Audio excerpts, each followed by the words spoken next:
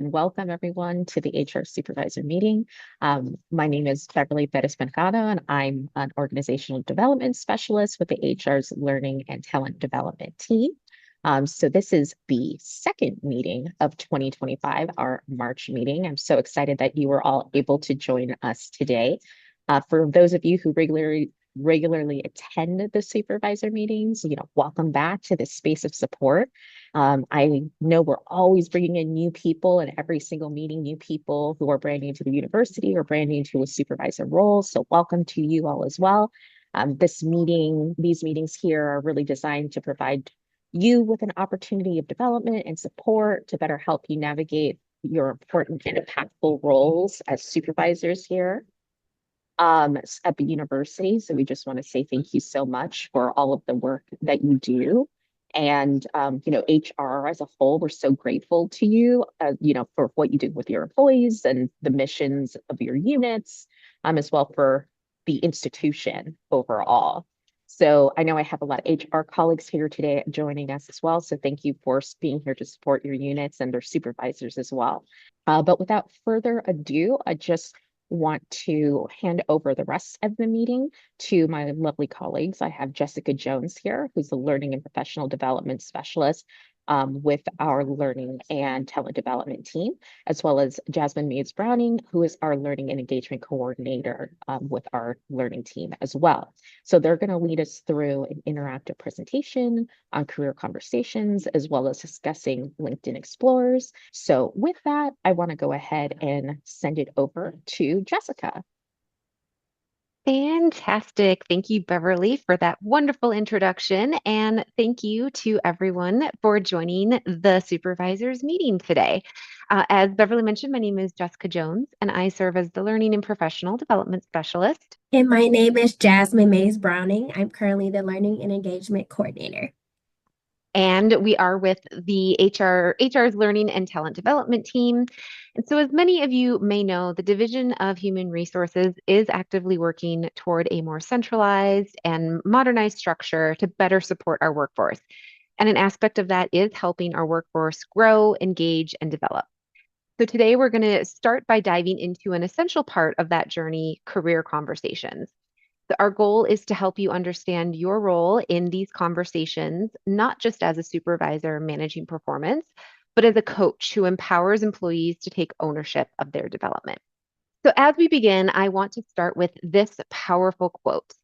Leadership is not just about being in charge, it is about taking care of those in your charge. This quote really captures the essence of leading people, not just overseeing tasks, but actively supporting and developing the people on your team. And it's about elevating people. Because as supervisors, our role goes beyond driving results. It's about creating an environment where employees feel valued, supported, and empowered to grow. Every interaction that we have is an opportunity to coach, to teach, to inspire. Career development doesn't just happen in annual career conversations. It happens in the everyday conversations that you have, the feedback that you're providing, and the challenges that you encourage your team to take on. So, this topic today is all about equipping you with practical strategies to lead career conversations with impact, sharing tools to empower employees to take ownership of their growth, and techniques for providing meaningful, actionable coaching and feedback that drives development. By the end of this session, our goal is for you to walk away with applicable tools that will make career development a natural and effective part about how you lead your teams. So let's jump right in. Employees are always observing and thus taking cues from their supervisors. If you prioritize growth, your teams will too. And career development isn't just something we encourage, it's something that we should actively model. The way we invest in our own learning and development directly impacts the culture of our teams and the engagement of our employees. So think about how you personally demonstrate learning and development to your team and ask yourself if you do these following things. Do you share your own development goals? Let your team know about what you're working on, whether it's a new skill, leadership training, or an area of growth. This helps make learning feel like a normal and expected part of work. Do you discuss challenges and learning moments? Be open about any setbacks you encounter and what you've learned. This helps your team see that mistakes are a part of growth. How do you actively seek feedback? Ask your team how you can better support them. Model openness to feedback and demonstrate your commitment to improvement. And celebrate learning and growth. Recognize employees who are taking on challenges, seeking learning opportunities, or developing new skills. Leading by example isn't just about personal growth, it's about embedding development into the fabric of the organization. By embodying these practices, you create a culture where learning and development is not just encouraged, it's expected and valued at every level. So many of you may be familiar with the GROW model, but today I want to revisit it through the lens of career development. The goal is to ensure that both employees and supervisors approach career conversations with the right mindset, one that emphasizes learning, adaptability, and ownership. At the core of the GROW model is the belief that abilities and intelligence are not fixed. They can be developed through effort, learning, and persistence. Employees with a growth mindset take ownership of their development, actively seek opportunities to improve, and see challenges as stepping stones rather than roadblocks. So let's walk through the 4 stages of the GROW model and how they apply to career conversations. First is goal, which is what does the employee want to achieve? In this area, you're defining clear, motivating career objectives and helping employees articulate their aspirations. You may ask questions such as, what strengths do you want to build on? Or what does success look like to you in the next year? Next, reality. Where are they now? What strengths and gaps exist? You can help with assessing current skills, challenges, and opportunities, and encourage honest reflection without judgment. You may ask, where are you now in relation to your goal? Or what obstacles or challenges are you experiencing? Then we have options, where you think of what possible steps or strategies could they take. You get to explore different paths to help reach the goal, and even brainstorm developmental activities such as mentoring, training, or stretch projects. You may ask, what are some of the ways you could approach this? Or what experiences would help you learn more? Finally, the way forward, or what concrete actions will they commit to? Work to set specific, time-bound next steps and ensure accountability and follow-up. You could ask, what 2 actions can you commit to taking this week? Or how can you keep yourself motivated through the process? You all know that our workplace is constantly evolving. And to stay competitive and adaptable, employees must develop resilience, curiosity, and a willingness to learn new skills. As supervisors, we play a critical role in cultivating that mindset. Remember, career growth is a shared responsibility. Employees must take ownership, but supervisors should guide and support them. So hopefully discussing how you can lead by example and leverage the GROW model was useful. Next, I'm going to turn it over to Jasmine, and Jasmine's going to talk about taking a coach approach and what that looks like in career conversations. Thanks, Jessica. So the way we lead directly impacts employee engagement, retention, and career growth. Today, employees want more than just direction. They want development. So that's where coaching leadership comes in. Traditional management focuses on execution of tasks, performance management, and problem solving, which can create dependency where employees rely on their managers for the answers. A coaching leadership approach empowers employees to think critically, explore options, and take ownership in their own development. When supervisors shift into the role of a coach, they unlock potential, foster innovation, and develop employees for long-term success. So we just want to break down the key differences between a supervisor and a coaching leader. So looking at the table here, you have your traditional management, which focuses on those tasks and performance, provides directives and solutions, defines a clear career path for employees, measures the success by immediate results, And then the employee relies directly on the supervisor for the answer. But we want to kind of shift to that coaching leadership where employees are focusing on their own growth and development, all while asking questions that guide them, to thinking about their career. We also want to help the employee explore their own path and measure that success by long-term growth, where employees take initiative and ownership. Pretty much want to think about yourselves as a GPS, that you're not the driver. So you provide guidance and suggestions, but the employee ultimately decides their own destination and which route they take to get there, which could be different for each individual. Coaching really helps employees build confidence and capability, right? So the more we empower our employees to think for themselves, the more ownership they'll take in their development. So coaching isn't all about having all the right answers, right? It's about helping the employees find their own. So let's take a look at 4 key actions that you can partake in to shift into a coaching mindset. So first, make career conversations a regular habit. Employees need timely feedback. You want to weave in coaching into your one-on-ones, project check-ins, or even casual moments before or after meetings. Next, you want to ask open-ended questions to help employees reflect. So this encourages employees to self-reflect and critically think about their growth. So you could begin doing this by asking, what's one skill you are focused on developing right now? Or what support do you need to take the next step? Encourage employees to take risk and own their development. This step is really important because growth happens outside of our comfort zones, right? So you want to encourage that employee to seek stretch assignments or cross-functional projects or skill building opportunities. Maybe you would assign a challenging project that pushes and aligns them with their career aspirations.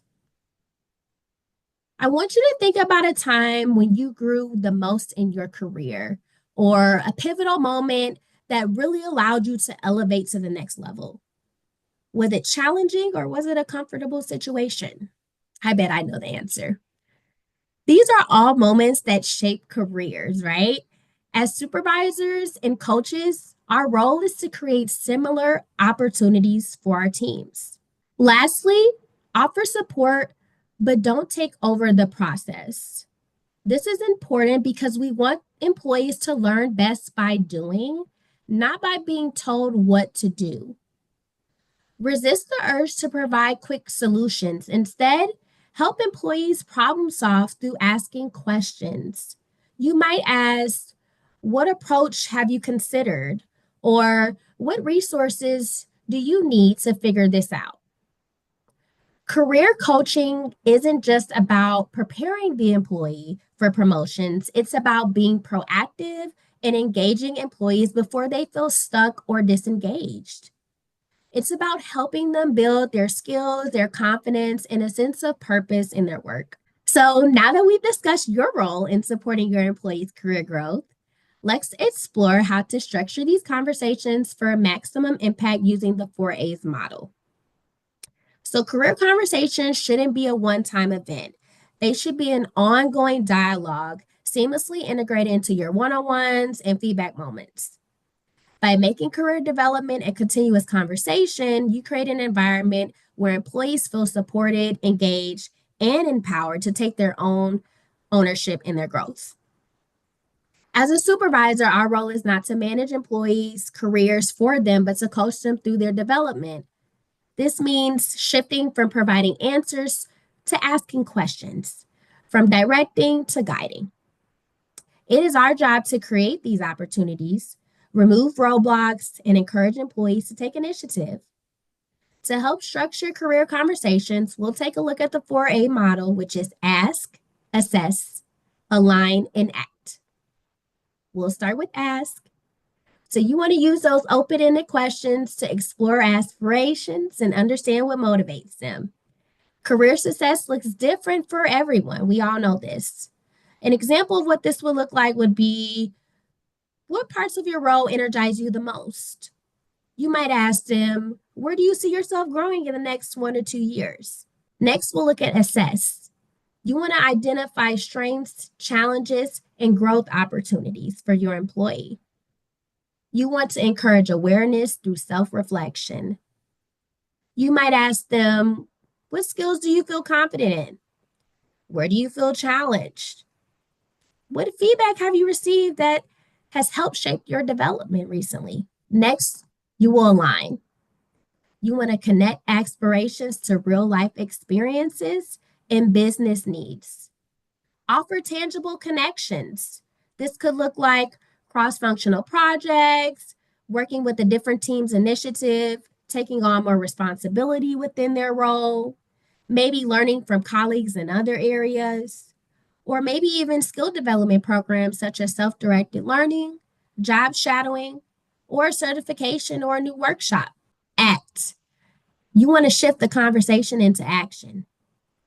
That looks like defining clear next steps and establishing a follow up on that. So you might establish a checkpoint in a regular one on one meeting to review progress. You might encourage that employee to do some self reflection and ask them to track their own growth and learning. Or maybe you help define how progress and success will be measured for them. It's all different depending on that individual. Now that we've emphasized the importance of career conversations, let's talk about how you can use feedback as a catalyst for action. Feedback is one of the most powerful tools a leader has to inspire growth, drive performance, and develop talent. But for feedback to truly make an impact, it must be timely, specific, and actionable. Giving employees clear direction and motivation to take next step in their development is important. Regular, meaningful feedback helps employees recognize strength and identify those growth areas. Employees need performance-based feedback to improve in their current role and career development discussions to prepare for future opportunities. So balancing that real-time feedback and career coaching promotes engagement and continuous growth. At this point, I'd like to talk about some characteristics of feedback that make it most impactful. We'll start with that timely.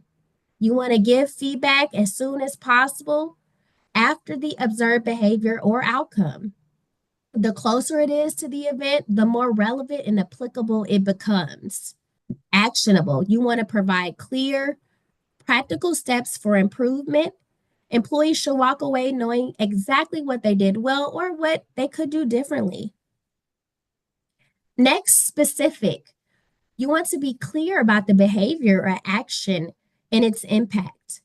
Vague feedback doesn't help the employee understand what they did well or what to improve on. Next is dialogue. You want to encourage that two-way conversation, allowing the employee to ask questions, share their perspective, and engage in discussion. Constructive. You want to focus on feedback that drives improvement. Acknowledge what was done well and provide clear, actionable suggestions for growth. Lastly, you want to be empathetic. This is important. You want to deliver that feedback with respect and empathy. Consider the employee's perspective and communicate in a way that encourages growth rather than discouragement. Balanced. Maintain a balance between positive reinforcement and constructive guidance.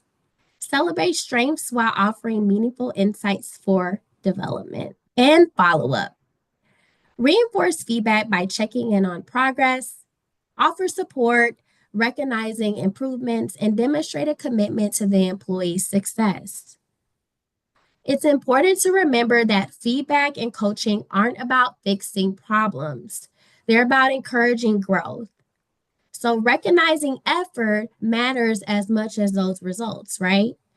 You want to acknowledge the learning, persistence, and initiative, even when the outcome isn't perfect. This helps to reinforce positive behaviors and provides context for areas of improvement. Now I'd like to turn it back to Jessica to talk about those different feedback models. Awesome. Thank you, Jasmine.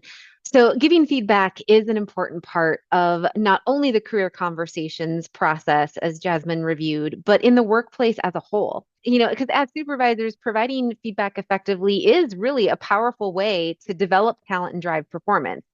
But how we deliver that feedback determines whether it leads to growth or resistance. So, let's look at an example of feedback that uses the sandwich model.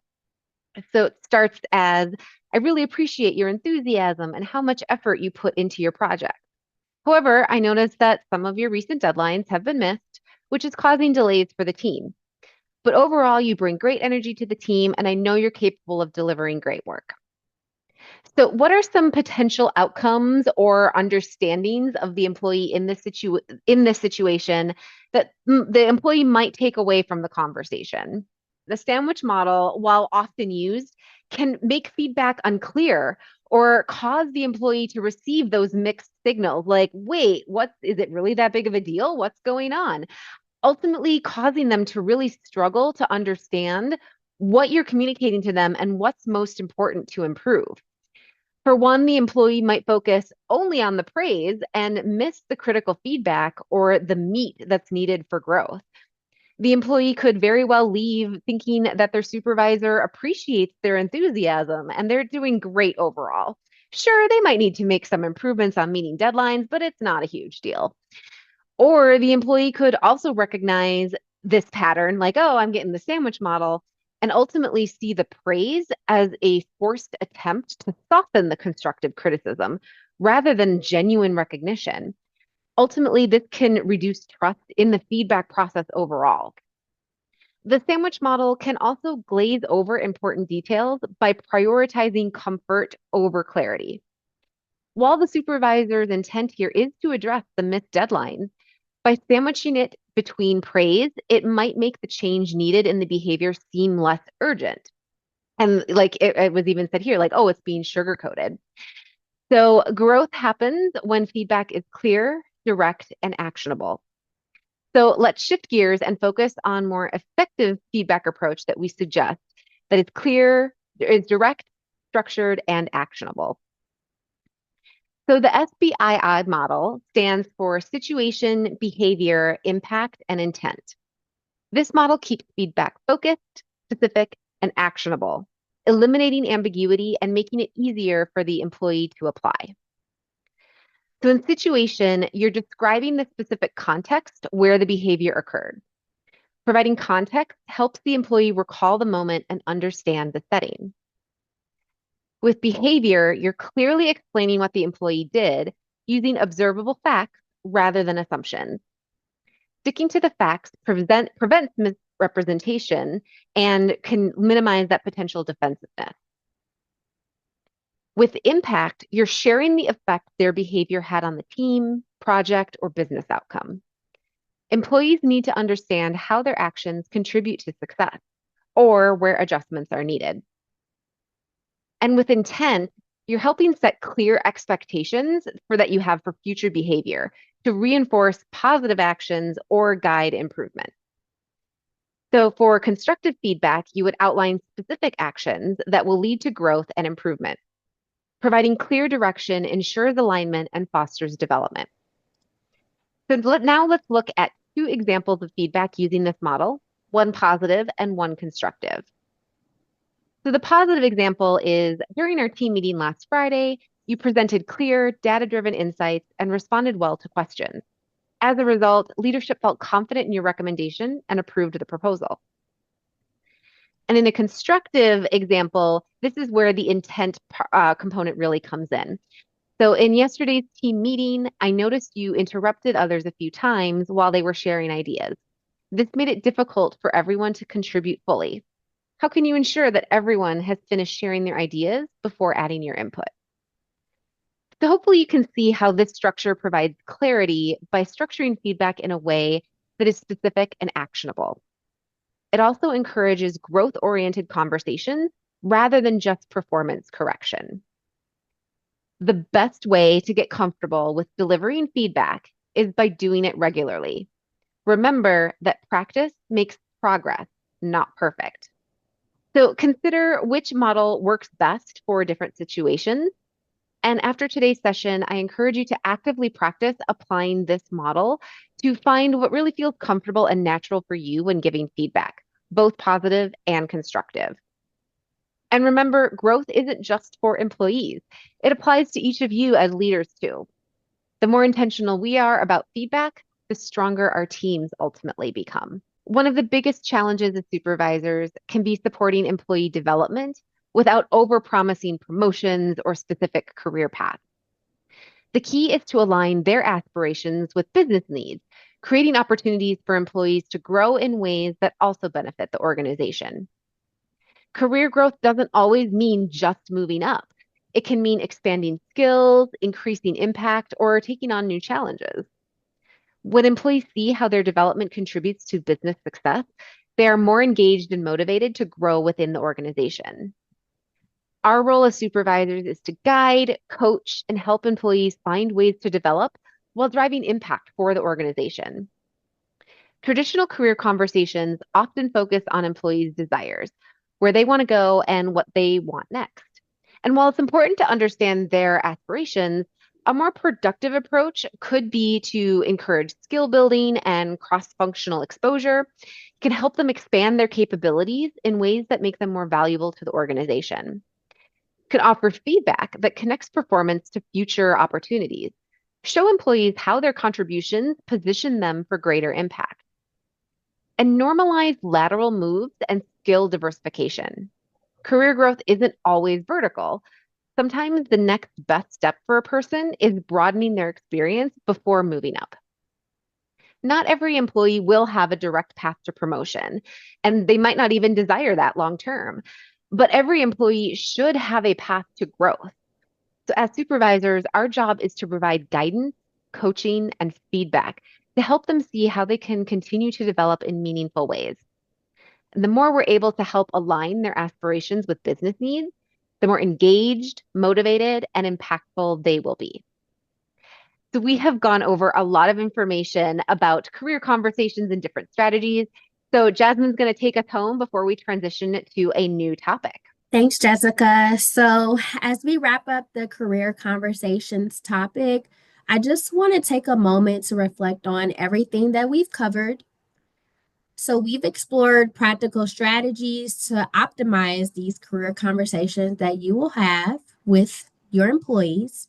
And so, there are ways to empower your employees to take ownership of their development and methods to provide meaningful coaching and feedback. However, beyond the framework and techniques, what truly matters is the mindset we bring to leadership, right? So, leadership is about developing others. Your legacy as a leader is not just the results you deliver, it's the people that you help grow. Every interaction is an opportunity to coach and inspire. So, career development doesn't just happen once a year or shouldn't. It's shaped by the conversations that you have each and every day. Empowering employees leads to stronger engagement and performance. So, when employees take ownership of their careers, they are motivated and self directed, and they're ready for new learning opportunities. Providing meaningful coaching and feedback is essential. Leaders who invest in their teams' growth build a culture of learning and career progression. Your impact as a leader is measured by how well your team grows. It's important to know that the most successful leaders create environments where employees thrive, adapt, and build long term careers. People remember the leaders who invested in their growth. Think about the mentors and leaders who made an impact on you, those who challenged you, those who believed in you, and helped you reach new heights.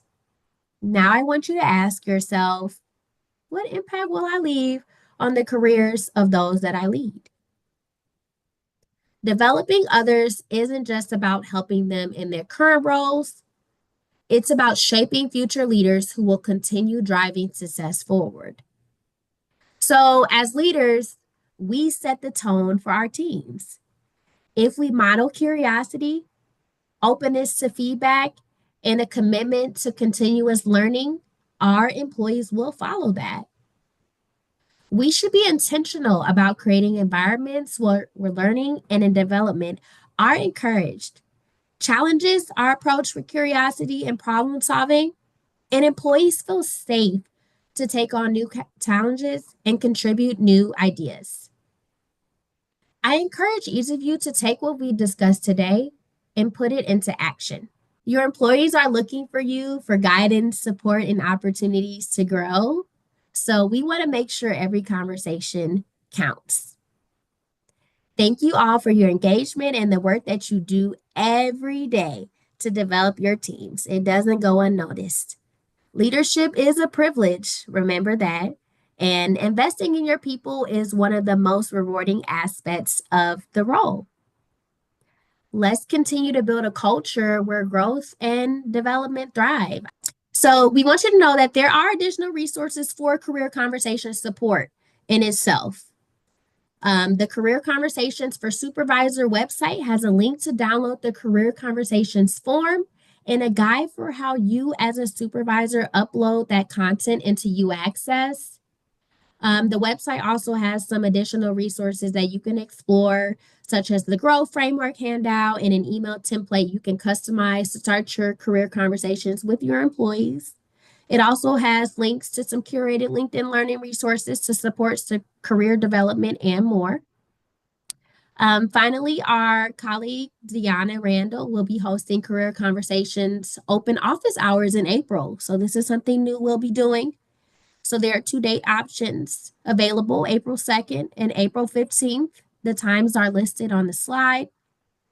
You can sign up to drop in and ask any specific questions you may have or follow up about the process.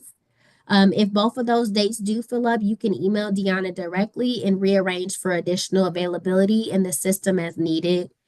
Deanna's email is on the office hours listing in Edge. At this time, I'll pass it over to Jessica, who will walk you through some additional programming and opportunities available for you and your departments. Awesome. Perfect. Yep. Jessica, if it's okay, we did have one question pop up regarding this SBII approach. Yes. So the question that was put in was, one issue that I've seen with the SBII approach is that they argue about the specific situation rather than accept the feedback itself. Any suggestions? Oh, so if I'm interpreting that correctly, and maybe this is coming from my own experience when I've had the situation where there might be even different interpretations of the situation. Like they saw it as one way, I saw it as another way. So they just fundamentally disagree that that situation was even a problem. That is really challenging because that's almost a norming behavior conversation. So in my experience, when that's happened, I've had to kind of stop what I thought I was going to be doing in the conversation and address that misalignment in where I saw that situation as a concern, and maybe learn from that and ask some more questions at that point too to uncover, well, what was happening from your perspective? What was going through your mindset? What was going on, to better understand maybe why they made the choice that they did in that situation or something along those lines, to then being able to, all right, so given that, how do I readjust now what I thought the conversation was going to be and incorporate that and almost do usually it's an expectations clarification, to make sure that they understand why I'm referring and following up about that specific situation. So I hope that helped address that question. And if not, I would strongly encourage you to check out the Career Conversations office hours time and dialogue into that a little bit further, because that'll be a great opportunity if there is a very specific situation that either you're currently working through or something that you've experienced in the past and want to dialogue more. That could be a great opportunity for that as well. So now we're going to transition to talk about an upcoming event that you can participate in either yourself or encourage your benefits eligible employees to participate in, and that's the LinkedIn Explorers program. So this event is offered 3 times a year, and we just opened enrollment for our spring event. We wanted to tell you a little bit more about the program, some benefits to participating, and how you can get involved. So, what is LinkedIn Explorers? It's a peer learning opportunity for benefits eligible faculty and staff that allows folks to connect with colleagues across the university and engage in deeper dialogue about LinkedIn learning courses. These conversations foster meaningful understanding of the content and examine methods of application specifically to the University of Arizona and higher education that can then be applied to individual roles. So when someone does enroll, they will watch a specific LinkedIn Learning course on their own and then attend a Zoom meeting for facilitated discussion with university peers. The total time commitment to participate is under 90 minutes. There's about 30 minutes to watch the LinkedIn Learning course at the individual's convenience, and then 45 minutes to log on and attend the discussion time that folks enroll in. So I want to talk about some key benefits of LinkedIn Explorers because I absolutely love it. The LinkedIn Explorers program offers several benefits for employees across the university. It's not just for supervisors, so I want to put that out there too. This program not only provides opportunities to connect with those colleagues from different departments, colleges, and divisions, but also deepens understanding around various topics. So, first, we want to mention how the program fosters a culture of knowledge sharing, where colleagues from various areas can share different perspectives, insights, and experiences related to the video content. This collective learning enriches everyone's understanding of the topic, as well as participants have something valuable to contribute.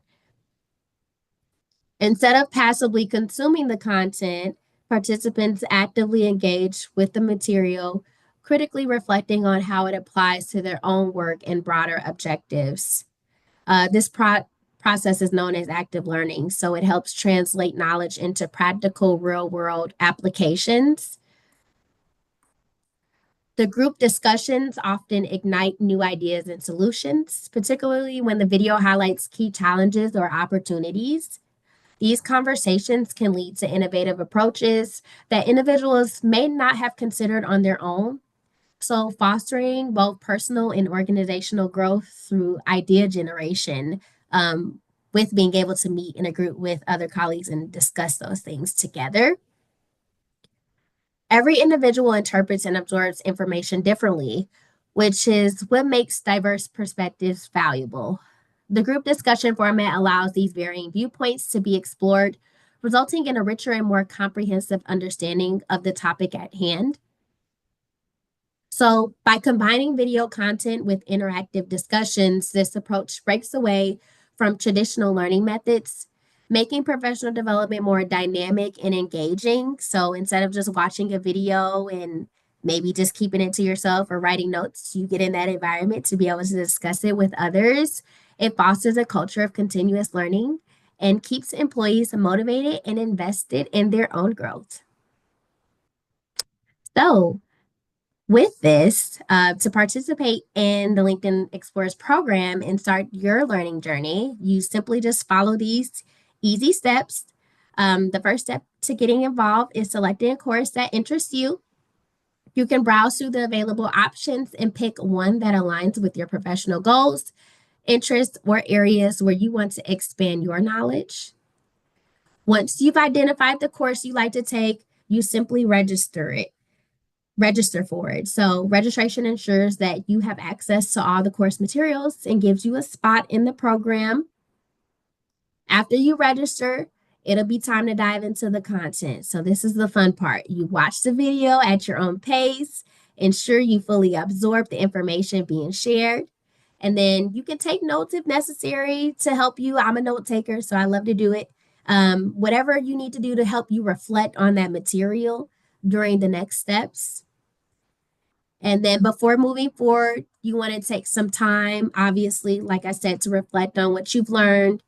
Think about how that content maybe applies to your role, and how you can incorporate the key takeaways into your daily work or broader objectives. Next, you would participate in that group discussion session that we talked about. So, this is where you would share your thoughts, ask questions, learn from your colleagues' perspectives. It's really a great way to deepen your understanding and engage with others across the university. Here, we also open it up to other dialogue too. We might have some questions that people can follow, but it's pretty much an opportunity for people to have a safe space to talk about those topics. After all that, once you've completed the course and attended the discussion session, your progress will be automatically recorded in your Edge Learning account under the completed learning section. So this ensures that your efforts are documented and recognized for your professional development. If you're not able to participate in this spring, you or your team members can sign up to be notified about future events through this form. Remember, we have it 3 times a year, so plenty of opportunity to get involved. All right, so at this time, thank you all for your time and attention today. We do welcome any questions you may have about the content we've covered. Please feel free to reach out to your HR generalist for further assistance with those questions. We do truly appreciate your participation. Thank you we hope that you found this session very valuable. Thanks so much to Jessica and to Jasmine for the presentation today. I want to just remind you all that our next meeting is going to be on Thursday, April 17th. But with that, thank you all for your time.